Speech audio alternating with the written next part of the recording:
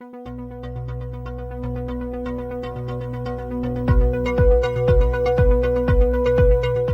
is the present human population distribution around the world. And this is what happens as climate change accelerates. You can see this is based on NASA, NOAA, IPCC forecasts around what's called the suitability change. So countries or territories, geographies in red are becoming less suitable for human habitation, and places in green become more suitable.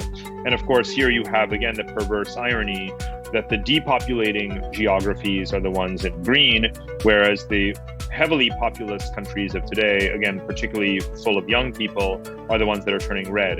And of course, I think it is a moral imperative for us to somehow compensate or correct for this significant misalignment. We don't see the world the way many young people do. And we really do have to stop and pause and put ourselves in the shoes of the world population that is under the age of 30 or 20. Of course, there is no roadmap to correct this imbalance. There is no white paper from the IPCC, from the COP26 process. The COP26 process consciously does not deal with mass climate migration and relocation of peoples because it's such a sensitive area of sovereignty.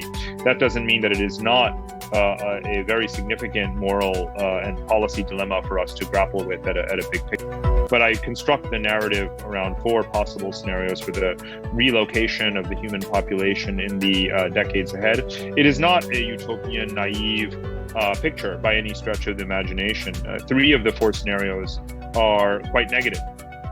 They are either a persistent or extension of the status quo, which I call regional fortresses, or downright violent scenarios around what I call neo-medievalism or barbarians at the gate. There's one scenario I posit called Northern Lights, which is when I talk about what it would look like to bring about this reconciliation